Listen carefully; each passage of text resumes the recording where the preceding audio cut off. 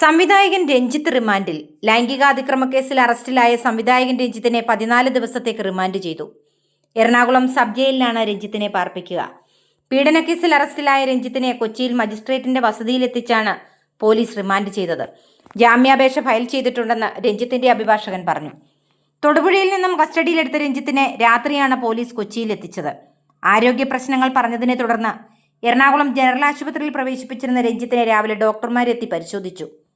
നിലവിൽ മറ്റ് ആരോഗ്യ പ്രശ്നങ്ങളില്ലെന്ന് അറിയിച്ചതിനെ തുടർന്ന് സ്റ്റേഷനിലെത്തിച്ചു.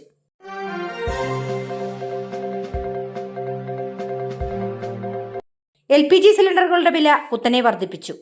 19 കിലോയുടെ വാണിജ്യ സിലിണ്ടറിന് 195 രൂപ 50 പൈസ കൂടിയത്. പുതുക്കിയ വില ഇന്നു മുതൽ പ്രാബല്യത്തിൽ വന്നു. LPGക്ക് പുറമെ പ്രീമിയം പെട്രോളിന്റെയും ഡീസലിന്റെയും വിലയിലും വർധനവ് വരുത്തിയിട്ടുണ്ട്. ഡൽഹിയിൽ 19 കിലോയുടെ വാണിജ്യ സിലിണ്ടറിന് ഇപ്പോൾ 2078 രൂപ 50 പൈസ വർദ്ധിച്ചു. തിരുവനന്തപുരത്ത് 1912 രൂപയാണ് വാണിജ്യ സിലിണ്ടറിന്റെ വില. കടുത്ത പ്രതിസന്ധിയിലൂടെ കടന്നുപോകുന്ന ഹോട്ടൽ മേഖലയ്ക്ക് പുതിയ നിരക്ക് വലിയ തിരിച്ചടിയാകും. എന്നാൽ ഗാർഹിക ആവശ്യങ്ങൾക്ക് ഉപയോഗിക്കുന്ന സിലിണ്ടറിന്റെ വിലയിൽ മാറ്റം വരുത്തിയിട്ടില്ല.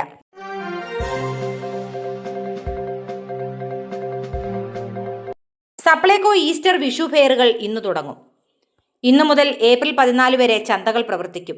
സപ്ലൈകോ മാവേലി സ്റ്റോറുകൾ ഒഴികെയുള്ള വിൽപ്പനശാലകളാണ് ഈസ്റ്റർ വിഷു ഫെയറുകളായി മാറുന്നത്. വിഷു കൈനീട്ടം, 17 അവശ്യ സാധനങ്ങൾ അടങ്ങിയ വിഷുക്കണി പ്രത്യേക കിറ്റ് എന്നിവ സപ്ലൈകോ വിഷുവിനോടനുബന്ധിച്ച് ഒരുക്കിയിട്ടുണ്ട്. സപ്ലൈകോ സൂപ്പർ സ്റ്റോറുകൾ, സൂപ്പർ മാർക്കറ്റുകൾ, ഹൈപ്പർ മാർക്കറ്റുകൾ, പീപ്പിൾസ് ബസാറുകൾ, സിഗ്നേച്ചർ മാർട്ടുകൾ എന്നിവിടങ്ങളിലാണ് ചന്ത പ്രവർത്തിക്കുക. കൂടാതെ എല്ലാ സപ്ലൈകോ ഔട്ട്ലെറ്റുകളിലും 13 ഇനം സബ്സിഡി സാധനങ്ങളുടെ ലഭ്യത ഉറപ്പുവരുത്തിയിട്ടുണ്ട്. ശബരി ഉൽപ്പന്നങ്ങളും FMCG ഉൽപ്പന്നങ്ങളും പ്രത്യേക നിരക്കിൽ ലഭ്യമാക്കും.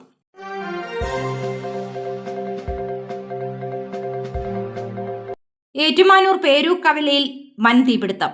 4 കടകൾക്ക് തീപിടിച്ചു. Salkara hotel, family beauty parlour, Kochupurakkal stationery stores, പുകയില വ്യാപാര കേന്ദ്രം എന്നിവിടങ്ങളിലാണ് തീപിടുത്തമുണ്ടായത്.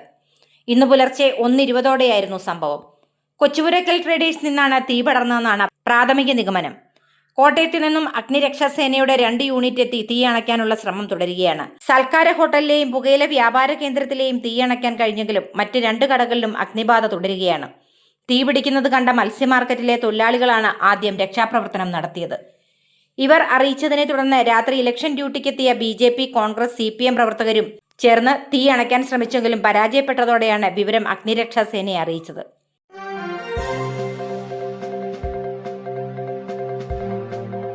FCRA ഭേദഗതി ബിൽ ഇന്ന് ലോക്സഭയിൽ.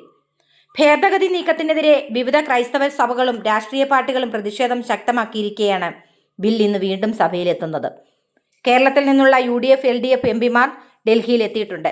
ബില്ലിനെതിരെ ശക്തമായ പ്രതിഷേധം തീർക്കാനാണ് പ്രതിപക്ഷ പാർട്ടികളുടെ നീക്കം. കേരളത്തിലും അസമിലും നിയമസഭാ തെരഞ്ഞെടുപ്പ് നടക്കാനിരിക്കെ FCRA ഭേദഗതി ബിൽ BJP വെട്ടിലാക്കിയിട്ടുണ്ട്. അതിനാൽ തന്നെ വിവാദത്തിൽ നിന്ന് തലയൂരാൻ BJPയും വിശദീകരണവുമായി രംഗത്തെത്തിയിട്ടുണ്ട്.